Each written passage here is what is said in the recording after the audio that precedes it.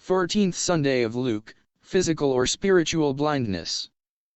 Published by Pentuzia Partnership on January 23, 2022. Proto-Presbyter Nikolaus Patsalos.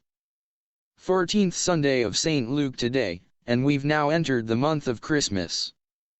Jesus enters Jericho and comes across a suffering person whose affliction is blindness. It's a terrible cross for him not to enjoy the first and greatest of God's goods, perceptible light. Apart from being blind, the unfortunate man in today's gospel reading is also a beggar. But it was begging that enabled him to gain his salvation. As people were walking past him, he sensed the entry of some figure of importance. When he heard of the presence of Christ in the city, he started shouting continuously and persistently, "Son of David, have mercy upon me," to the point where the other people who were there with him asked him to stop. He, of course, took no notice and carried on, as a simple and humble beggar, begging for his redemption and salvation from our great physician, who bore the illnesses of the people. Cf. Math. 8:17. In the end, the humility and faith of the blind man attracted the attention of Christ, who told the others to bring him forward.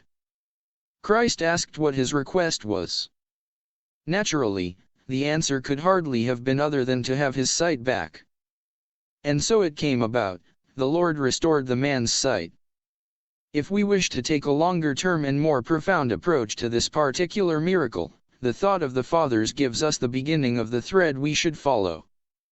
They transposed the man's blindness from the physical plane to the spiritual, making subjection to the sin of the passions of darkness the main cause of his affliction. From this point of view, many of us are, in essence, blind in the spirit, enslaved to our passions and weaknesses. What we really need is to go begging ourselves, as if we, too, were among the blind in Jericho, and to seek the restoration of the health of our spiritual eyesight under the stole of our spiritual doctor. Yet the reality of life in our own day and age demonstrates that this spiritual blindness is neither general nor absolute.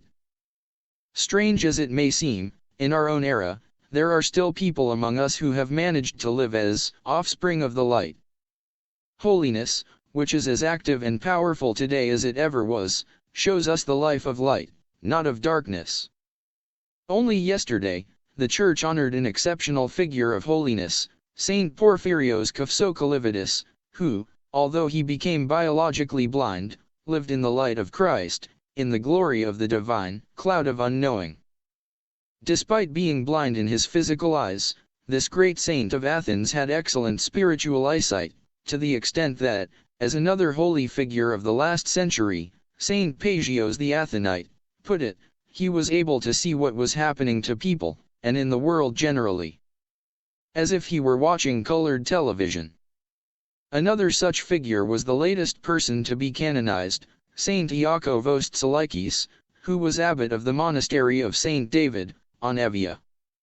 The ascetic of Evia had excellent physical and spiritual eyesight, so much so that, during the divine liturgy he saw the visible aspects, but also the invisible activity. These three figures of our own day are proof of the hope that darkness will not prevail, but that light will. These modern saints are a source of inspiration, not for us to copy their way of life literally, but to imitate their struggle. The struggle for the cleansing of the mind, of the heart and of our spiritual eyes.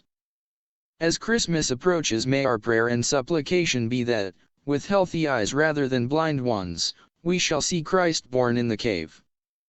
By the prayers of Saints Porphyrios, Paisios, and Iakovos.